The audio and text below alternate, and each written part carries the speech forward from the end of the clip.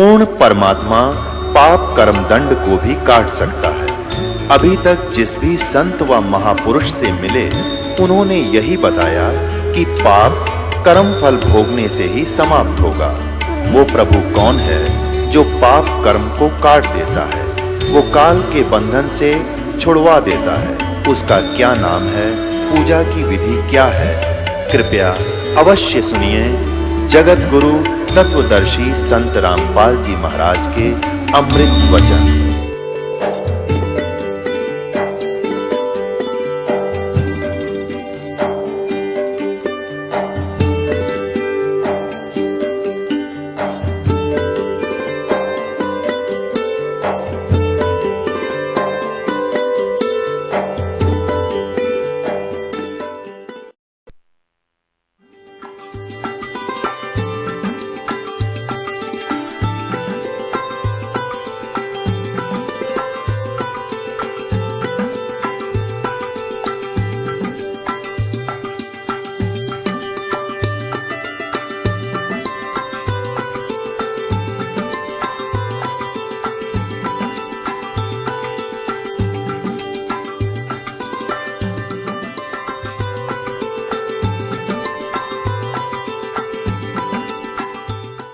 यदि आपके मन में न्यू आ गया कि तो पहले भी सत्संग सुना था, गुरुजी वही बात फिर बताए हैं। अरे भले आदमियों, रोजाना रोटी वही होती है, सब्जी में फेर बदल एक आधी बार सुबह शाम में हो सकता है, और वही रोटी सुबह भी अच्छी लगी है और शाम को भी इच्छा बनी है तो आप स्वस्थ हैं। और यदि आपको शाम को अरुचि है भोजन में तो आप अस्वस्थ हो चुके हो। ऐसे ही ये ज्ञान है। जिनके पाप कर्म बढ़ जाते हैं उनको ये पाप कर्मों के कारण बुखार जवर बन जाता है। तो परमात्मा कहते हैं, तुलसी साहब ने कहा कि तुलसी पिछले पाप से हरिचर्चा ना भावे, और जैसे जबर के बेग से भूख विदा हो जाए। किसी व्यक्ति को मलेरिया बुखार हो गया और फिर उसको रोटी भी अच्छी नहीं लगती, कड़वी लगती है, कति कुनीन से भी बुरी, नीम से भी ज़्यादा कड़वी, मनुखा दाख भी कड़वी। अब ना मनुखा दाख कड़वी है ना रोटी कड़वी है। अब उसके बुखार की ने शरीर की व्यवस्था इतनी खराब कर दी कि मीठी वस्तु भी उसको कड़वी लग रही है। अब उसका ट्रीटमेंट क्या है? कड़वी कुनीन खानी पड़ेगी और ना चाहते हुए फाका मारना पड़ेगा। तो उस कड़वी कुनीन से आपका मलेरिया उतरेगा, बुखार उतरेगा, फिर धीरे धीरे रोटी आपको अच्छी लगने लग जाएंगी। और जब बुखार आपका जबर कति समाप्त हो जाएगा, फिर सूखी रोटी भी समय पर आपको बहुत स्वादिष्ट लगेंगी। दोनों टाइम सब्जी हो या ना हो तो आप स्वस्थ हो। तो इसी प्रकार यहाँ जो आप सत्संग सुनते हो, अब वही ज्ञान है, वही सत्संग है, वही भगवान है। इसको बार बार आपको सुनाया जाता है। जैसे कपड़ा मैला हो गया, कपड़ा मैला हो जाता है तो रोजाना वही साबुन और वही पानी रोज सुबह उसको धोते हैं तो स्वच्छ हो जाता है। तो आप कपड़ा हो और ये दास धोबी है, तो आपको और आपके अंतःकरण को इसी तरीके से डेली धोना पड़ता है। आपने कितनी बार सत्संग सुन रखा है, लेकिन आप ऐसे समाज में जाते हो वहाँ आपके ऊपर थोड़ा बहुत असर हुए बिना रह नहीं सकता।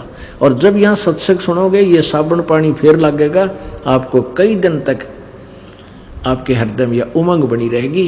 अकबर गुरु जी ने बात तो सच्ची बताई है, तो बात कति बिगड़ी पड़ी है, यानी कई दिन असर रहेगा। जैसे बैटरी चार्ज हो जाती है ना, तो कई दिन आपकी यह बैटरी फिर चार्जर ही रहेगी, फिर इतने फिर आ जाओगे, फिर चार्जर ला जाएंगे। यानी ये ऐसे ही चलेगा, आजीवन चलेगा। और कुछ दिनों के बाद परमात्मा आप पर इतनी मेहर करेगा कि आप काल की जमानत होते यहीं भागोगे और कहीं नहीं जाता होगे, यहीं भाग आओगे। अब तो थोड़ी बहुत गलत जगह प्रयोग भी कर लेते हो परमात्मा की जमानत से। फिर जब सही ज्ञान हो जाए फिर आप कितना नहीं रुक सकते, कितना भी दिल ना लगा आपका, ये बस की बात नहीं। क्योंकि परमात्मा कहते हैं इष्ट मिले और मन मिले, और मिले सकल रसरीत, कहे कबीर तहाँ जाइए रह संतन की प्रीत। कि जहाँ पर एक ही तो ज्ञान हो, एक ही जैसा भगवान, एक ही तरह के उनके विचार हों, वहाँ जाने से आपकी एक विशेष कसक बनी रहेगी, श्रद्धा बढ़ती चली जाएगी। इब जैसे आप चले जाते हो दूसरों के सत्संग में, हम इसलिए मना करते हैं कि वहाँ जाने से आपको हानि हो सकती है। जैसे आप किसी के सत्संग में जाते हो और वो कुछ और ज्ञान सुनाते हैं, जो दृढ़ भक्त हो चुके हैं, ज्ञान से परिचित हो चुके हैं, वो मार तो नहीं खाएंगे, लेकिन उन्हें आनंद एक आने का नहीं आ उनकी बातों में, तो टाइम में वेस्ट कराया।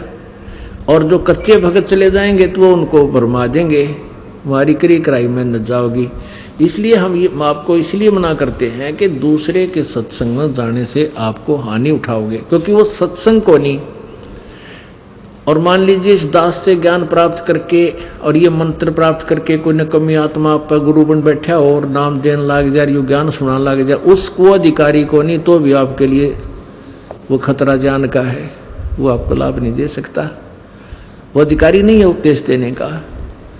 तो इसलिए दास आपको बताता है, क्योंकि आपको उनके सत्संग यही सुना देता हूँ, मैं आपको दिखा देता हूँ ज्ञान, देखो ये ऐसे बोलता है, ये ऐसे बोलता है, इन्होंने ऐसे ज्ञान सुनाया। जैसे सुबह राधा स्वामी और धन धन सतगुरु वाला का सुनाया था, दिखाया था आपको, वो के वचन करते हैं सारे उठ पटांग, तो सत्संग नहीं है, वो तो इस जीव को भ्रमित करने के लिए, विनाश करने के लिए जीवन को एक अड़ंगा ज्ञान है। तो यह परमात्मा बताते हैं कि नर सेती तू पशुआ की जय दीजय बैल बना, और 56 भोग कहा मन बोरे की तो कुरली चरने जा। फिर क्या बताते हैं, प्रेत शिला पे जा विराजे पितरों पिंड भराई, और बहुत श्राद्ध खान कुआए फिर काग बहे कलमाई। अपने आत्मा जैसे प्रसंग चला था कि 13वीं किस लिए बनाई कि इसकी गति करवाएंगे, फिर फूल उठा के ले गए, वो अस्थि उठा करके गंगा में जाकर बहाई, किसी पंडित यानी गुरु जी के माध्यम से जंतर मंत्र करवा के, किस लिए कि तेरे पिताजी का मोक्ष हो जाएगा, माता जी पिताजी कोई भी है, इसकी गति हो जाएगी। उसके बाद फिर क्या हुआ, महीने मनाए, वर्षोधि बनाई, वर्षी, और फिर हो गए ये श्राद्ध शुरू। अब श्राद्ध किए, मान लीजिए आपके पिताजी पहले 365 दिन आहार किया करते थे, 365 दिन 2 बार और 3 बार भी खाते थे, चाय पानी भी पिया करते। अब इन नकलियों ने क्या बना दिया कि जिस तिथि को 8म 6ठ 7म दूज चौथ को जो भी जिस दिन आपके पिताजी की मृत्यु हुई थी, वो फिर आसोज के महीने में 16 दिन सेलेक्ट कर लिए, एकम से लेकर अमावस्या से लेकर पूर्णवासी तक। इन 16 दिनों में से किसी भी तिथि को मृत्यु हुई हो, उसी दिन उसके नाम तय श्राद्ध करवा दे। श्राद्ध कैसे करते हैं, गुरुजी आते हैं घर पे, आप पर रोटी बनाते थे पहले वो, क्योंकि दूसरे न स्वच्छ नहीं मानते थे, और आप पर अच्छा गिच घी गेरे देसी, आप पर बढ़िया हलवा ठोके, बढ़िया खीर बनावे खूब दूध की। और वो क्या करते थे, कहते थे पहले थोड़ा सा निकाल कर उस भोजन में से कहते ऊपर रख दो, परिवार वालों को कहते थे छत पर रखाओ, और फिर कहता देखना कौवा आ गया और भोजन खा गया, तुम्हारे पिताजी हो सकता कौवा बन गए हो, कौवा बन गए हैं और कौवे ने भोग लगा दिया तो तुम्हारे पिताजी को भोग लग गया, यानी ये तेरा पिताजी कौवा बन गया।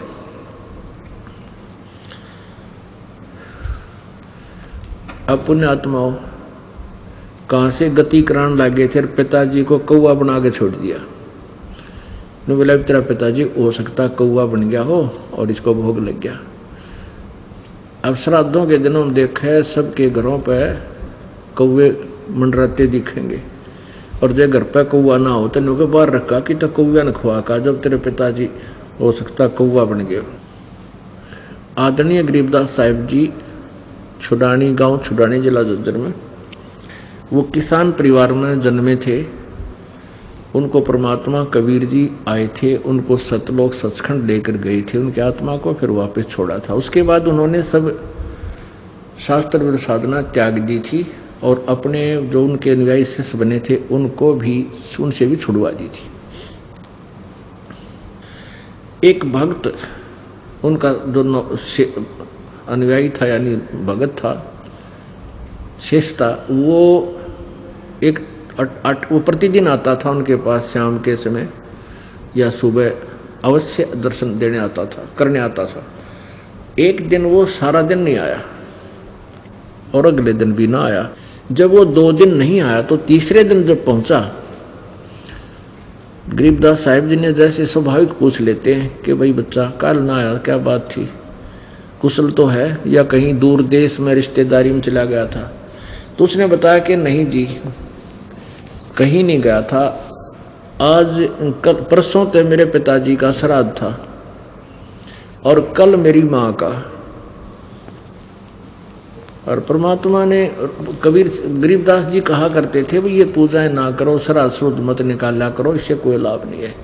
लेकिन नाम तो उस एक ने ले रखा था, घर वाले मानने नहीं, गढ़ा दबाव दे दिया। तो वो कहने लगा जी मेरी चली नहीं गुरुजी, मेरे जो परिवार के सदस्य थे वो नहीं माने, भाई भाभी और मेरी पत्नी और भी जो कुल के लोग थे। परमात्मा बोले बेटा ऐसे कोई लाभ तेरे को होगा नहीं, गुरु की आज्ञा का पालन करना चाहिए। अब परमात्मा बोले न्यू कर, ऐसे करना, कल सुबह तू 2 व्यक्तियों का भोजन बना लाना, बढ़िया दिशा भी तुम बना के लावे और तेरे ओरिजिनल माता पिता को खिलाएंगे। अब उस भगत का विश्वास था अपने गुरु जी की बातों का। उसने अगले दिन बहुत साफ बढ़िया भोजन बनाया, खीर का ही ज़्यादा अच्छा भोजन मानते हैं। खीर बनवाई, रोटी बनवाई और सब्जी ले आया गुरु जी के पास। परमात्मा को गरीबदास जी बोले चल, वो भी किसान था, उनके खेतों में एक छोटी सी जोड़ी तलैया थी, छोटा सा तालाब, जलाशय सब वहाँ होता था। पहले गांव में खेतों में छोटे छोटे तालाब बना लेते थे कुछ क्षेत्र में, फिर दूसरे क्षेत्र में छोटा सा तालाब बना लेते थे। वर्षा का पानी वहाँ इकट्ठा हो जाता था, फिर सारे उसमें वर्ष में उससे अपने खेतों में पशुओं को पानी पिलाते थे। तो उस तालाब के आसपास झाड़ बोझड़े, ये बहुत से ऐसे कांटेदार झाड़ियाँ उग जाती थी सब तय, और वो अच्छा वन सा बन जाता था। उसके 20-30-50 फुट की चारों तरफ 20-20 फुट। तो वहाँ से उस तालाब से 1 एकड़ की दूरी पर 200 फुट की दूरी पर गरीबदास जी बैठ गए और जो साथ उनका शिष्य गया था उसको भी बैठा लिया और कहा भाई खोल दे इस तेरे माता पिता के भोजन को, तेरे माता पिता भोजन करना होंगे। अब उसने 2 स्थानों पर 2 थालियों में भोजन डाल दिया, न्यारा न्यारा। परमात्मा ने कहा उसके माता पिता का नाम लेकर के आओ भाई, आ जाओ भोजन पालो, तुम्हारे बेटा तुम्हारे लिए भोजन लाया है। तो उसमें से एक गीदड़ और एक गीदड़ी, वो 2 निकल कर आए उस बोझड़ा में थे, उन झुंडों में से निकल कर आए और आकर के दोनों जने एक एक थाली में खाना खाने लगे। परमात्मा ने उनके ऊपर हाथ रख के कहा, गरीबदास साहिब जी ने कहा कि यह तो तेरी माँ से बेटा और यो तेरा बाबू। और पंडित जी खा गया, दड़ी पक्का ले गया थारे घर तय, क्या ये छक गए भाई? अभी न रोज खुआ दिया अगर तू यहाँ आके रोज खीर खिला, जब देखो किसा बेटा है तो किस पे खिलाई जा, रोज खीर तो घर बाबू माता पिता जीवित हो तो भी ना खिलाई जा। और वो तो फिर गादड़ गाजड़ी थी, वो अगले दिन चली गई इधर उधर, वो नहीं। उसको कहने का भाव ये है कि ऐसी आंख खोल दी, उसके बाद उसने कान पकड़ दिया उस व्यक्ति ने कि हे गुरुदेव, या तो कति चौंध लाग रही है हमारा, कति भूल पड़ रही है परमात्मा। बता माँ बाप गादड़ गाजड़ी बन रहे, वो पंडित जी छक्के वहाँ घर बैठ के और नौका कौवा तेरा बाप बन गया होगा, फिर कौवा बाप बन गया, उसका क्या ठेका ले रहे हैं? कहते वो पहले सतभक्ति करते अपना ठीक ठिकाना चले जाते, उनका पीछा छूट जाता। तो इस तरह की साधनाएं करवा कर हमें कौवे भी न बनवाए, ये नकली गुरुआ ने शास्त्र भी साधना करवा के आप भी करवाई, हमारे पूर्वजों से भी करवाई, फिर हमसे भी करवाई, श्राद्ध निकलवाए, वो शास्त्र भी साधना करवाने से फिर हम भी भूत बन गए। पुण्यात्मा, ये तो कोई रजा हुई है परमात्मा कबीर देव जी की अपने ऊपर। एक रुचि नाम का ऋषि था, रुचि नाम का, और वो वेदों को पढ़ता था। उस वेदों में कहीं पर भी ये श्राद्ध निकालना नहीं लिख रहा। खैर इनकी पूजा मना कर रखी है। गीता जी अध्याय नंबर 9 श्लोक नंबर 25 में कहा है, जो भूत पूजेंगे वो भूत बनेंगे। ये श्राद्ध निकालना, 13वीं वर्षी करना, ये पिंड भरवाना, ये भूता ही पूजा है। भूत पूजने वाले भूत बनेंगे, पितर पूजने वाले पितर बनेंगे। श्राद्ध निकालना पितरों की पूजा। और भाई देव पूजने वाले देवताओं के पास चले जाएंगे, उनके नौकर लगेंगे वहाँ पर। और मेरा पुजारी ब्रह्म का साधक ब्रह्मलोक में कहता है मेरे पास आ जाएगा। तो ये साधना भी हमारे से गलती इन्होंने करवाई, वेदों मना किया हुआ है। तो आपको दिखाते हैं। अभी एक रुचि नाम का ऋषि था, वो वेदों को पढ़ा उसने, उसके आधार पर निष्कर्ष निकाला कि एक परमात्मा की साधना करने से मोक्ष होगा, अन्य कोई पूजा करने से कोई लाभ नहीं। तो उन्होंने अपने निष्कर्ष निकाल लिया कि वेदों में यजुर्वेद अध्याय नंबर 40 के श्लोक नंबर 15 में लिखा है कि ओम कर्तु समर किलवे समर और कर्तुम समर। ओम नाम का जाप काम करते करते सिमरन करो, विशेष कसक के साथ सिमरन करो, मनुष्य जीवन का प्रथम कर्तव्य जान करके विशेष उसका सिमरन करो। तो ऐसे इन्होंने एक परमात्मा कि उसकी साधना से मोक्ष होगा, ये तो निष्कर्ष निकल गया। लेकिन वो परमात्मा एक है कौन, ये इनको नहीं पता लगा ऋषियों को, क्योंकि ये तत्व ज्ञान से अपरिचित थे। इसलिए इन्होंने अपने निष्कर्ष निकाल लिया, ओम नाम का जाप पूर्ण परमात्मा का मान लिया, जबकि ये ब्रह्म का है, पूर्ण ब्रह्म का नहीं है। वो तो गीता जी अध्याय नंबर 17 के श्लोक नंबर 23 में लिखा है कि ओम तत्सत इति निर्देश है ब्रह्म त्रिवेद समर्थ है। उस सच्चिदानंद घन ब्रह्म का, उस परम अक्षर ब्रह्म का ओम तत्सत केवल ये इस मंत्र के जाप करने का निर्देश है। ओम तो ब्रह्म का है, तत्सत ये सांकेतिक है, तत् ये परब्रह्म का है और सत ये पूर्ण ब्रह्म का है। ये दो गुप्त मंत्र हैं, ये दास बताएगा, ये तत्सत नहीं है।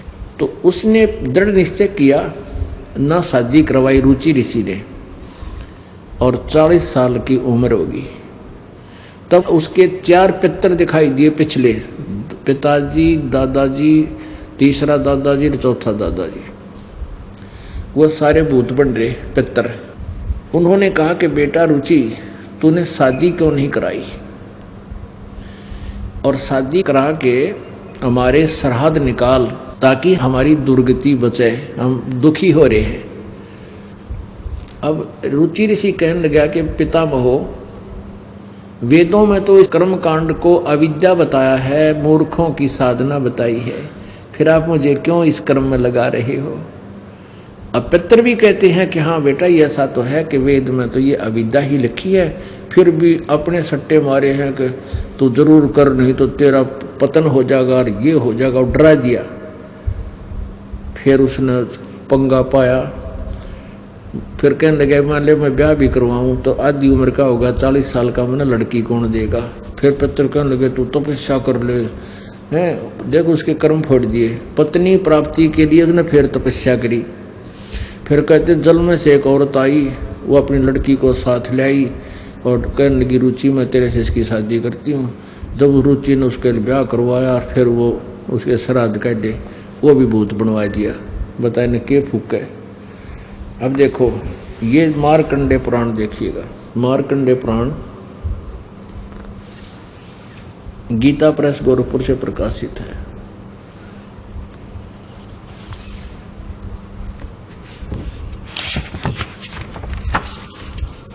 मार्कंडे पुराण गीता प्रेस गोरखपुर से प्रकाशित है। प्रकाशक में मुद्रक गीता प्रेस गोरखपुर, गोविंद मन कार्यालय कोलकाता का संस्थान। इसके 242-43 पृष्ठ पर देखिएगा, रोच्य मुनि की उत्पत्ति कथा, 242 पृष्ठ।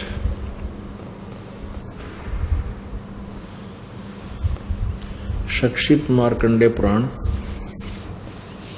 रोच्य मुनि की उत्पत्ति कथा।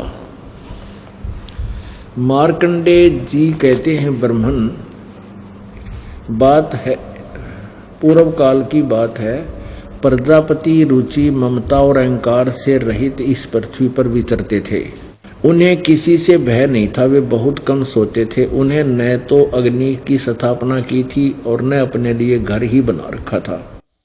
वे एक बार भोजन करते थे और बिना आश्रम के ही रहते थे। उन्हें सब प्रकार की आसक्तियों से रहित एवं मनोवृत्ति से रहते देख उनके पितरों ने उनसे कहा।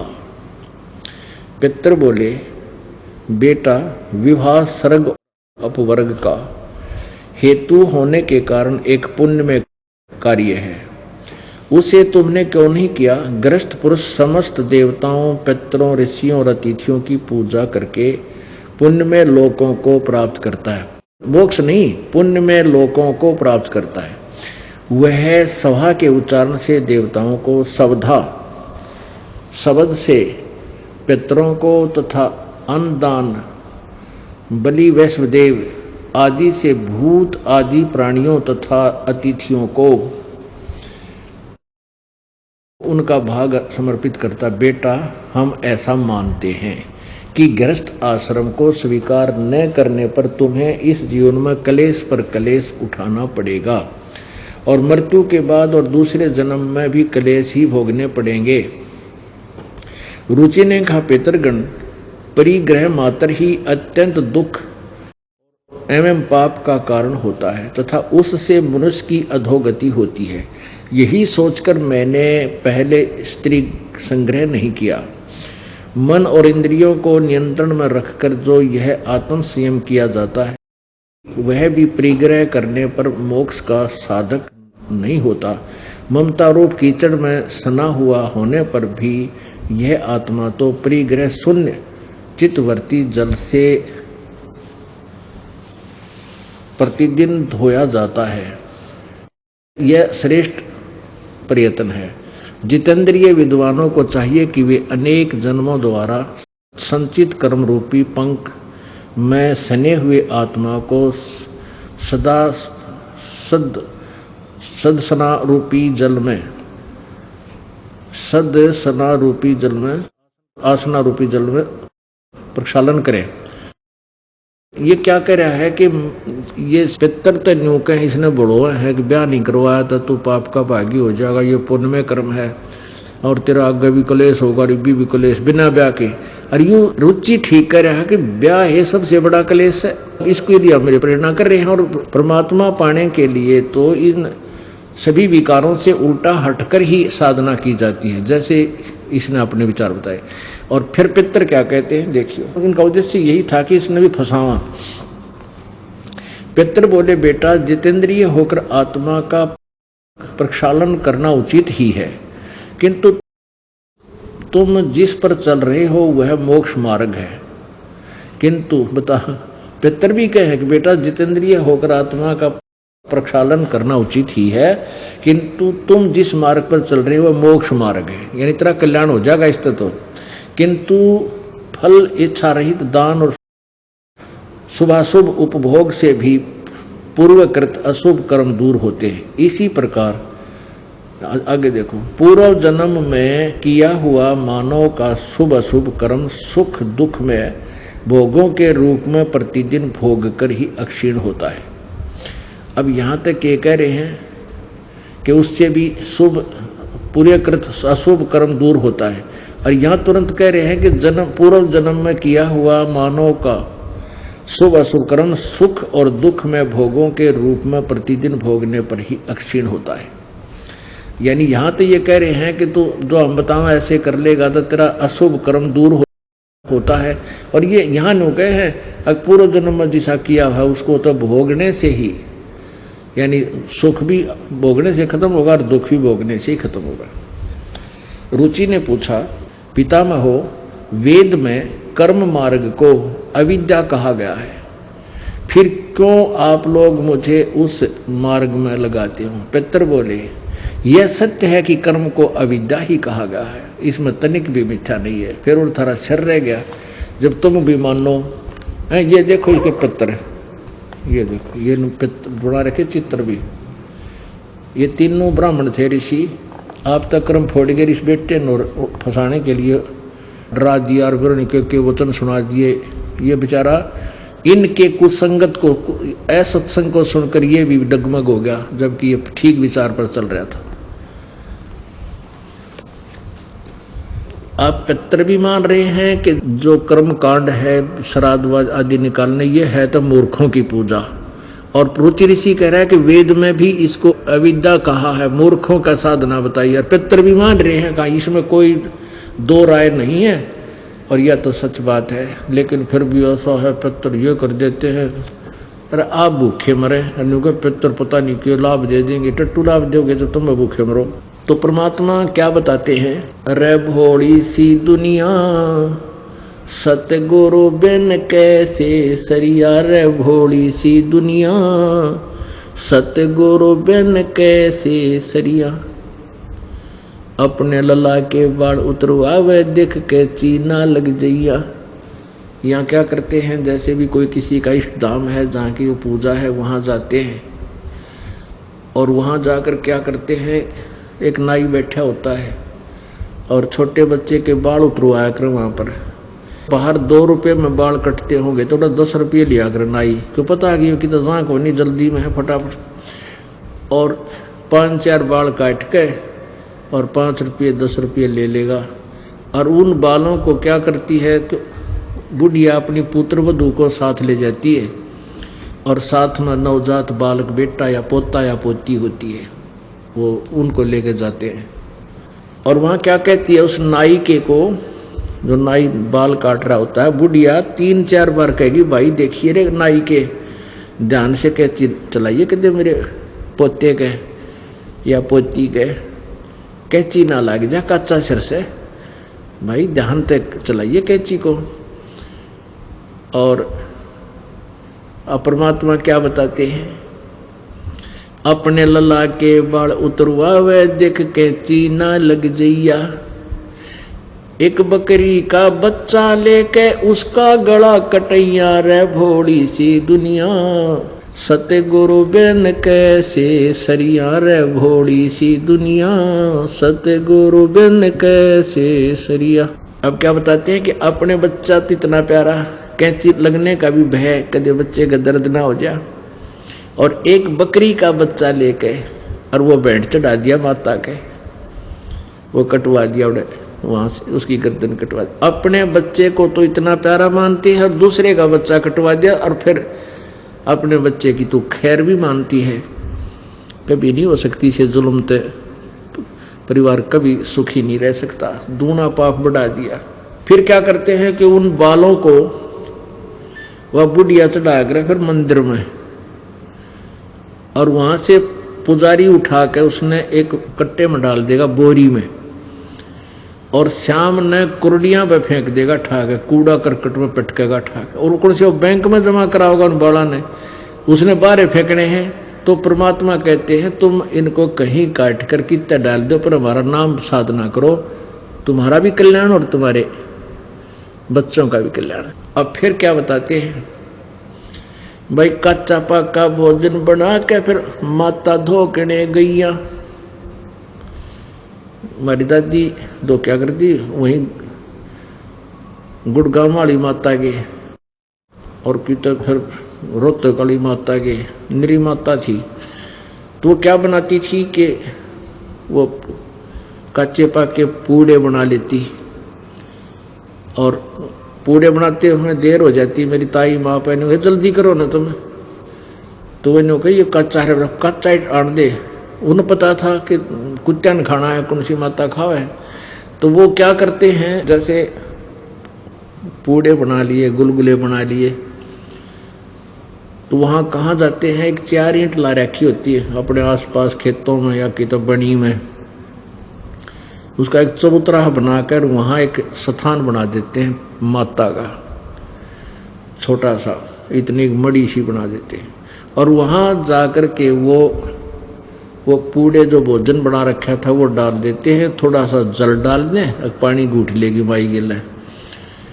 और वो माता व दादी तो नीचे नहीं उतरती, इतने कुत्ते चढ़ लेते और डालते ही कुत्ते टूट के पड़ते उसके ऊपर, सारे ने खा जाते। और कुत्ते में एक आदत और बूढ़ी हो से, वो खा पी कर चलते हैं, मूत के भी उस मंडी पे जाया करे, वो पेशाब भी वहीं करता। फिर तो परमात्मा क्या बताते हैं, कच्चा पक्का भोजन बना के माता धोकने गईया, उस माता ऊपर कुत्ता मुते, वो क्यों ना मर गईया रे भोली सी दुनिया। सतगुरु बिन कैसे सरिया रे भोली सी दुनिया, सतगुरु बिन कैसे सरिया। फिर क्या बताते हैं, जीवित बाप के लट्ठम लट्ठा, फिर मुँह गंग पुचैया। जीवित बाप के लट्ठम लट्ठा, फिर मुँह गंग पुचैया। जब आवे आसोज का महीना, वो कौवा बाप बनैया रे भोली सी दुनिया। सतगुरु बिन कैसे सरिया रे भोली सी दुनिया, सतगुरु बिन कैसे सरिया। अब देखो, पिताजी जीवित थे तब उनकी सेवा करते, उनकी आत्मा को सुख देते समय पर जैसे, क्योंकि वैसे तो माता पिता जब तक स्वस्थ हैं उनको किसी के उसकी आवश्यकता नहीं पड़ती सेवा की, उनको प्यार दे, राजी बोले, और जो उनकी डिमांड हो, छोटी मोटी डिमांड हो, कभी कुर्ता ला दे, कोई धोती ला दे, बस इतनी माँ बाप की, और ज़्यादा नहीं मांगते बेचारे, उनको पता है, क्योंकि उनकी सब इच्छाएं लगभग कम होली होती हैं। तो उनको प्यार से ही बोल पड़े, समय पर रोटी दे दे, इतना अर्जुन माले बीमार सीमार हो जाए उनकी खूब सेवा करे, ट्रीटमेंट बढ़िया करा उनका। अब जब तो कहते हैं पिताजी जीवित है तब तो 100 बार लड़ाई करेंगे। एक व्यक्ति, ये दास जेल में था, ये झूठे केस में हमें जेल में जाना पड़ा इस संघर्ष के कारण। तो वहाँ एक व्यक्ति आ रहा था, हमने पूछा भाई आप किस केस में आ रहे हो, तो एक और बोला ने बोला जी इसने अपने बाप मार रखे हैं। मैं कह रहा चला कर दिया तनते, बाप भी के ऊपर मार दिया रहे। तो वो दूसरे ने बताया, उसके सामने कह रहा था कि इसके पिताजी की पेंशन आया करती, और वो बड़े भाई में था, और माँ इसकी तरफ, माँ और माता और पिता को इन्हें बांट रखा था, 2 भाई हैं ये, कि मैं माँ को अपने पास रखूँगा, तू बाप ने। अब माँ को इसलिए रख रहा था कि उसके छोटे छोटे बालक थे, उन नवा खिलाफ थी, पाले पोसे थी, वह खेत में काम करे थे, और बाप की आओ थी पेंशन। तो जब तो भाई का जब ला दिया कि ना बाबू तो ले ले, माँ ना मैं लूँगा, बालक खिलवाने हैं। अब वो कहने लगा फिर बाद में कि भी माँ बाबू की आधी, पिताजी की आधी तनख्वाह मुझे, पेंशन मुझे दो। वो बाबू नाइट के बोला ना दूँ, तू के बड़ी सेवा करे भाई, अब सेवा कराइयो मैं तो पेंशन इसको दूंगा, ऐसा कुछ उनकी कहा सुनी होगी। तो उसने अपने बाप का सर में लठ मारा और लठ लगते मर गया। तो फिर तो मुझे भी बड़ा अफसोस हुआ, माँ देख किसे कलयुगी बेटे जुल्म कर दिया, मुझे नहीं पता था किस लिए मारा इसने। तो वो कहने लगा, वो बोला इतना जुल्म कर दिया, बाप की तरफ तेरा हाथ कैसे उठ गया। वो दूसरा ने बोला, युग ने बताया करा कि इसलिए मारा मैंने बाबू कि माँ की पेंशन हो जाएगी, बाप तो मर गया, मर जाएगा और माँ की पेंशन हो जाएगी, वो पेंशन भी मन में मिलेगी और बालक भी मेरे ये खिलाया करेगी। अरे तेरा नाश जाइयो, ओए होए हे भगवान, ऐसे जालिम लोग हो गए, बिना ज्ञान के लालच के अंदर कहाँ तक गिर गया इंसान। काफ़ी देर तक ऐसी, उसको तो के कहाँ थे, वहाँ सारे सरपरे इकट्ठे हो जाते हैं, कौन ज्ञान सुना था।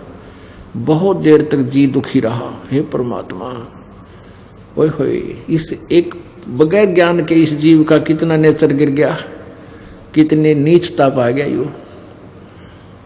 तो क्या बताते हैं, जीवित बाप गेल तो लट्ठम लट्ठा और मुए गंग पहुंचैया मेरे पाछे ने होगा गंगा में कल्याण करवा का।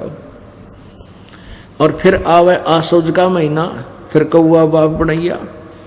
आसोज के महीने में ये गुरुजी कहेंगे देख श्राद्ध निकाल दे रही है, देख ऊपर कौआ खा गया, तेरा पिताजी कौआ बन गया। और परमात्मा क्या बताते हैं, जय सतगुरु की संगत करते तेरे सकल कर्म कट जाई, अमरपुरी पर आसन होते जहां धूप ना छाई। गरीबदास साहिब जी कहते हैं कि कबीर परमात्मा जी ने हमें ये ज्ञान दिया, जय सतगुरु की संगत करते ना तो पितर बनना, ना भूत बनना था, ना कोई श्राद्ध निकालना, और सतलोक में चले जाते हैं। अपने आत्माओं, एक यथार्थ कथा आपको दास सुनाता है। मेरे पूज्य गुरुजी, ब्राह्मण कुल में जन्म था इनका।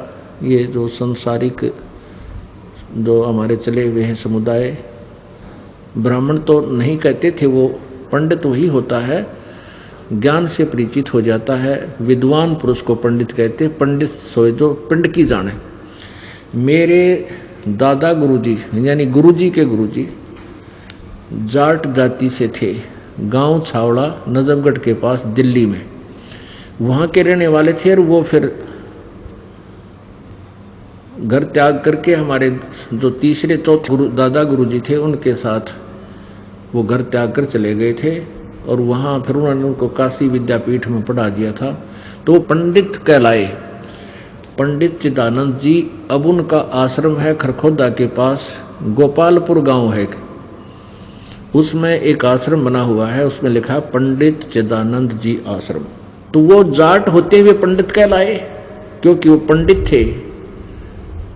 उन्होंने वो ऐसी अपनी वो शिक्षा ग्रहण की थी जिस कारण वो पंडित बने। और मेरे गुरुजी ब्राह्मण कुल में जन्म थे, वो पंडित नहीं कहते थे अपने आप को, क्योंकि वो तत्व ज्ञान से परिचित थे। पंडित कोई जाति से नहीं बनता, जैसे कोई वैद्य होता था, चौथा पांचवा दादा किसी का, वो अच्छा वैद्य था और नाड़ी देकर दवाई दे देता था, सबको राहत मिलती थी, वो वैद्य था। फिर उसके वंशजों को भी वैद्य कहने लग गए। अब पांचवी पीढ़ी मारे जानते को ना पेट के दर्द की दवाई, वो भी नहीं फलाना राम वैद्य, और वो खुद भी लिखता है, खुद भी अपने सरनेम बना लिया उन्होंने। तो ऐसे जो ब्राह्मण हैं वो ब्राह्मण नहीं है, वो वैसे सरनेम बना रहे हैं अपना। ब्राह्मण सोए जो ब्रह्म पहचान है, ब्राह्मण वही है जो परमात्मा को पहचान ले। आप जी ब्राह्मण हैं, हम ब्राह्मण हैं, हमने भगवान को पहचान लिया है। तो मेरे गुरुजी जो थे वो 16-17 साल की आयु के थे, खेतों में पाली जाया करते, क्योंकि वो ब्राह्मण जाति वैसे फीत ब्राह्मण की थी, खेती का काम करते थे पूरा परिवार सारे। गांव पैतावास है दादरी के पास, बड़ा पैतावास, भिवानी दादरी रोड पर 1 किलोमीटर अंदर जा करके, 1.5 किलोमीटर अंदर जा करके बड़ा पैतावास एक गांव है, वहाँ के रहने वाले थे। तो उन्होंने ये विचार सुन लिए, सत्संग सुन लिया हमारे यानी दादा गुरुजी के। एक कोई व्यक्ति था जिससे प्रेरित हुए वो, तो उन्होंने सत्संग सुन लिए भी भगवान की भक्ति करनी चाहिए। मनुष्य जीवन कोट जन्म तन भरमत हो गए, कुछ ना हाथ लगे रे, कुकर शुकर खरबाबो रे कौआ अंश बगारे। तो वो घर त्यागना चाहा उसने कि तो बहुत बूढ़ी बीमारी फंसा, ये तो असंग जन्म हो गए, धंधा करते नहीं तो पीछा छूटे जो बात बने। तो वो सोचते रहे। एक दिन खेतों में पाली जाया करते थे, पहले पढ़ाई कम होया करती थी, तो उन्होंने दृढ़ निश्चय कर लिया जाने का, 2 जोड़ी कपड़े ले गया करते, एक पहन रखी थी, एक और ले गए। तो शाम के समय वो जो ग्वाले दूसरे पाली थे वो उन्हें कहने लगे भाई तुम चलो पशुओं को ले चलो, आप कहाँ जा रहे हो, मैं अभी थोड़ा फ्रेश होया हूँ। तो वह पहले वन बहुत होता था खेतों में, बहुत झाड़ वो जड़े बड़े बड़े कांटेदार वृक्ष और नेरे खड़े रहा करते थे, वैसे भी वृक्ष। तो अंदर घुस के, अंदर जाकर उन्होंने क्या किया, काफ़ी दूर अंदर जा कर के कोई पशु, जैसे पशु खा रखा था किसी हिंसक पशु ने, उसके हाड पड़े थे वहाँ पे, वहां अपने कपड़े पाड़ के उन हड्डा पर डाल दिए, उन हड्डियों अस्थियों पर डाल दिए आसपास, और स्वयं दूसरे कपड़े बदल कर दूसरी साइड से निकल कर हरिद्वार पहुंच गए। वहां जाकर के वो दीक्षित हो गए, नाम ले लिया हमारे गुरुजी दादा गुरुजी से, उनके साथ रहने लगे। फिर वो वापस घर पे नहीं गए मुड़ के, फिर बाद में गए जब वो 103-4 साल के 5 वर्ष के हो चुके थे, तब वो दोबारा अपने घर गए। जब ये दास भी साथ गया था, उनको पता लग गया उनके बारे में, फिर मैं पहुंच गया था वहाँ। तो क्या हुआ, फिर हम जब वापस गए, जब पता चला उनकी सारी कहानी का, तो वो क्या हुआ कि गांव वालों को पता चला भी छोटा लड़का नहीं आया, क्या बात होगी। घर वाले सारे चिंतित हुए, पालियों से पूछा भाई तुमने कहाँ छोड़ दिया उसको। कहने लगे जी वो ऐसे ऐसे जंगल में चला गया। ने बोला मैं हूँ, तुम चलो, मैं आ रहा हूँ, तुम चलो। तो रात्रि के समय लालटन लुटन हुआ करती, पहले टॉर्च भी ना थी, लालटन जगा करके सारे घूमे देखा। तो वहाँ क्या पाया कि एक वो कपड़े वहाँ फटे हुए उसके, और वहाँ पर अस्थि पड़ी। सब ने विचार ला लिया वे बच्चा यहाँ आ गया कि किसी वैसे दूर जंगल में बड़ा भूल गया, किसी हिंसक पशु ने खा लिया। अब अंधेरे में फटाफट वो आड़ भी उठा लिए, वो कपड़े भी उठा लिए, और उनको बांध लिया गठड़ी सी और सहा कर दिया। अंतिम संस्कार कर दिया, हाहाकार मच गई। फिर उनके 13वीं भी हुई, फिर महीने भी बनाए, और फिर श्राद्ध निकालने शुरू हो गए। अब ये दास जब पता चला मेरे गुरुजी का कि 1995 में मेरे गुरुजी पंजाब में आश्रम बना हुआ तलवंडी भाई जिला फिरोजपुर में, उनके पास हमारे इस दास के जो उन्होंने आदेश दे दिया था इस दास को उपदेश देने का, और इस दास के 2 शिष्य उनकी सेवा में भेज रखे थे, अपने दादा गुरुजी की सेवा में, उनके दादा गुरुजी से। तो वो उनके साथ वहाँ आ गया अपने घर पर। इच्छा बढ़ गई घर जाने की। आगे एक बार देखता हूँ, वो गए थे इसलिए कि चलने की तैयारी होगी, और उनका भ्रम रह रहा है, वो भ्रम मिटाया हूँ। तो हमें पता चला कि ऐसे ऐसे गुरुजी यहाँ आगे हैं और 1 हफ्ता डटेंगे, तो हम भी पहुँच गए। वहाँ उनकी भाभी जी थी, वो लगभग 95 साल की, 90-92 साल की हो रही थी। तो वहाँ जब गुरुजी पहुँचे, उन्होंने जाते ही अपना घर बता दिया कि यहाँ हमारा घर था, ये मेरे चाचे का घर है, और ऐसे ऐसे हम इतने भाई थे, ये सारी कहानी बता दी। सारा गांव इकट्ठा हो गया। उनका नाम हरद्वारी था गांव का नाम, फिर नाम बदल लिया उन्होंने, रामदेवानंद जी महाराज नाम रखा। तो सब कहने लगे हरद्वारी आ गया, बामणा का हरद्वारी जीव है। सारा गांव इकट्ठा हो गया। वो वहाँ रुके हुए थे। ये दास पहुंच गया। तो उनकी भाभी जी से जिक्र हुआ। मैंने उनसे पूछा कि हमारे गुरुदेव जी जब यहाँ नहीं थे, तो तुमने पीछे से क्या महसूस किया? वो कहने लगी जी क्या महसूस किया, मैं जब ब्याही आई, मुझे इनके श्राद्ध निकाल दे पाए थे, और लगभग 70 श्राद्ध में अपने हाथ तक काट रही निकाल रखे हैं। और जब भी घर में कोई नुकसान हो जाता, फसल ना होती या भैंस बीमार हो जाती, हम अपने वो बामणा के भी और हों से वो बामण ठग टाइप के पास, तो वो क्या बताता था कि तुम्हारा हरद्वारी जो है वो निसंतान मरा हुआ है, और वो तुमने दुख दे है, उसके 500 लत्ते निकाल दो, उसके इतने रुपये दे दो, तुम फसल का चौथा हिस्सा दिया करो मेरे ताई, जब उसका अनुष्ठान करूँगा। हम सारा कुछ कराते आ रहे थे, और उस ब्राह्मण को हम देते रहते थे जो भी वो बताता था। मैंने उनसे कहा माई अब तो छोड़ दे इस श्राद्ध श्रुद्ध निकालना, ये सब गलत पूजाएं। तो न्यू बोली ना भाई, न्यू कैसे छोड़ दें, ये तुम्हारी वो है लाग से पुरानी, यह तुम्हारी परंपरा है, न्यू के छुट्टे से हम कुएं में पड़ जाना छुट्टे है। और जब आपने आप बता रही है कि इतने झूठे नकली आदमी वह यो हमारे गुरु जी जीवित हैं, और वो कह रहे वो मर गए हैं, और मरे पास भूत बनकर तुमने हानि कर रहे हैं, और वो ये कर रहे कल्याण देश का, कितने जीवों का उद्धार कर दिया इन्होंने उपदेश दे देकर।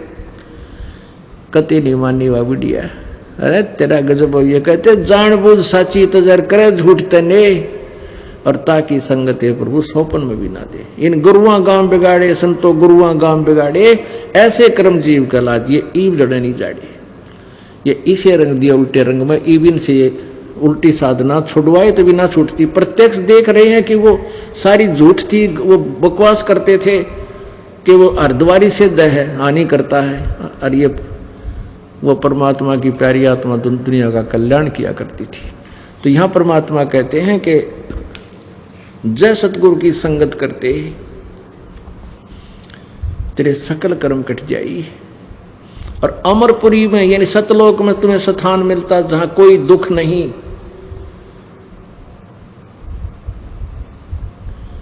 पुण्यात्माओं, सत्संग प्रारंभ हुआ था कि मात पिता मिल जाएंगे, 184 माँ, और सतगुरु सेवा और बंदगी फिर मिलन की ना। यानी संत का मिलना, सत्संग का मिलना, ये सबसे बड़ी दुर्लभ वस्तु है, और वो आपको सुलभ होगी। आप कितने पुण्यकर्मी प्राणी हैं आप नहीं सोच सकते, क्योंकि लाल की कीमत जोर ही बता सकता है। और आपका बड़ा सौभाग्य है कि आपको परमात्मा का रास्ता मिल गया।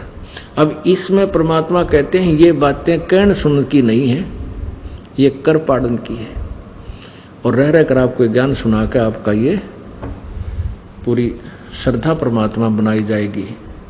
बोलो सतगुरुदेव की जय। सत साहिब परम पिता परमात्मा पूर्ण ब्रह्म परम अक्षर ब्रह्म कबीर देव जी की असीम कृपा से हम सभी इस शुभ समागम में एकत्रित हुए। सत्संग की महिमा बहुत ही अनोखी है। जिन पुण्यात्माओं को सत्संग सुलभ होता है वो बहुत ही पुण्यकर्मी प्राणी होते हैं। परमात्मा कहते हैं सत्संग की आधी घड़ी और तप के वर्ष 1000 तो भी बराबर है नहीं, कहें कबीर विचार।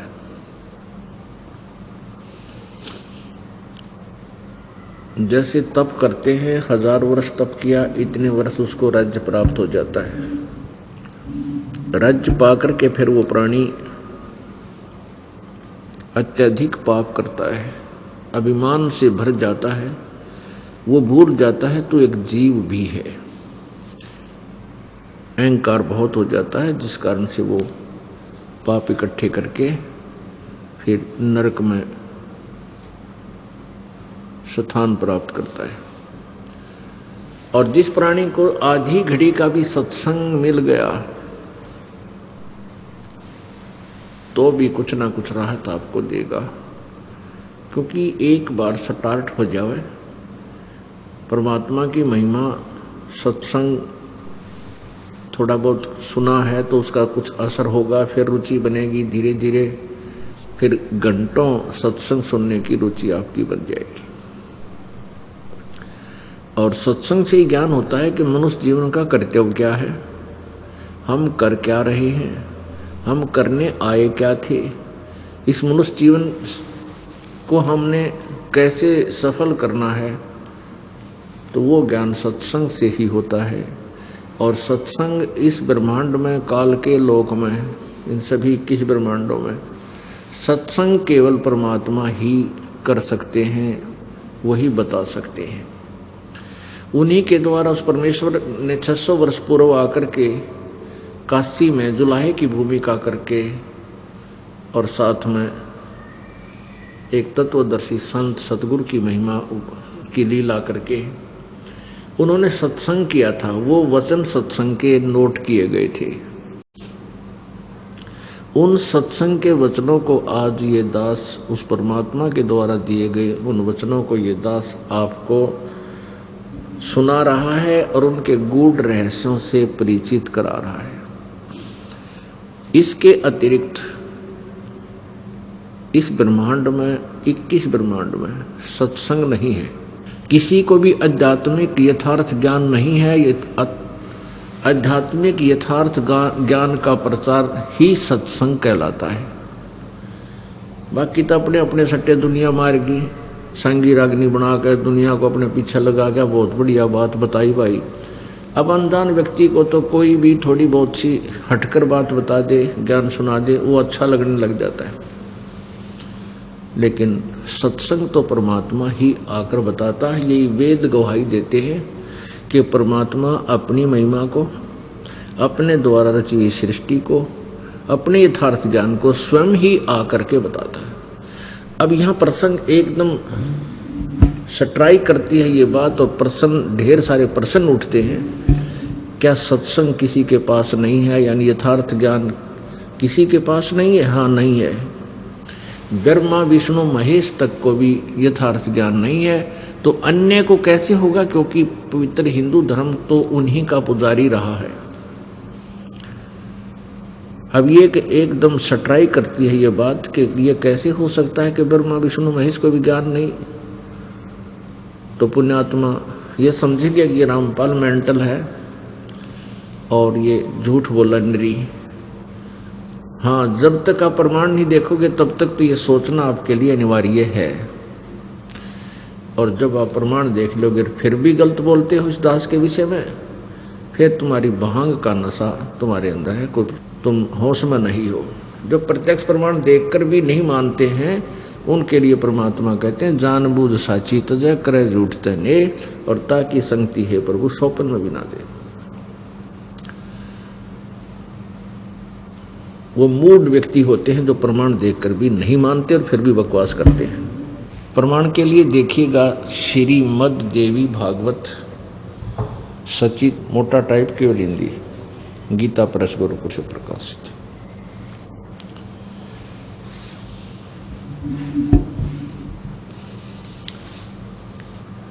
श्रीमद् देवी भागवत गीता प्रेस गोरखपुर से प्रकाशित है।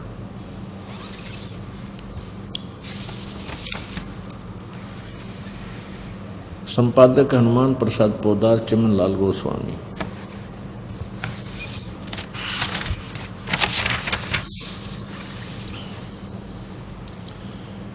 प्रकाशक एवं मुद्रक है गीता प्रेस गोरखपुर, गोविंद भवन कार्यालय, कोलकाता का संस्थान।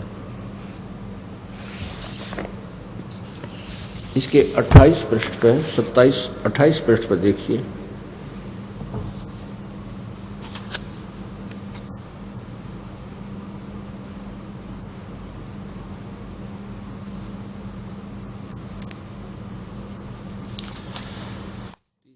पहला सकंद, पृष्ठ 28।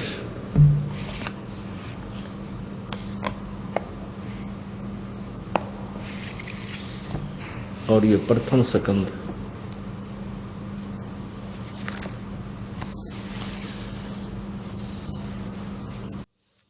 नारद जी ने कहा, महाभाग व्यास जी, तुम इस विषय में जो पूछ रहे हो ठीक यही प्रश्न मेरे पिता जी ने भगवान श्री हरि से किया था। देवा अधिदेव भगवान जगत के स्वामी हैं, लक्ष्मी जी उनकी सेवा में उपस्थित रहती है, दिव्य कौस्तुभमणि उनकी शोभा बढ़ाती है, वे शंख चक्र गदा लिए रहते हैं, पीतांबर धारण करते हैं, 4 भुजाएं हैं, वक्ष स्थल पर श्री वत्स का चिन्ह चमकता रहता है। वे चराचर जगत के आश्रयदाता हैं, जगत गुरु एवं देवताओं के भी देवता हैं। ये नारद जी बता रहे हैं।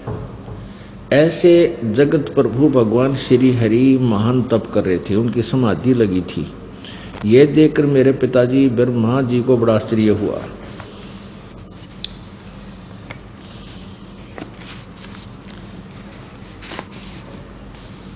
अतः उन्होंने उनसे यानी श्री विष्णु जी से जानने की इच्छा प्रकट की।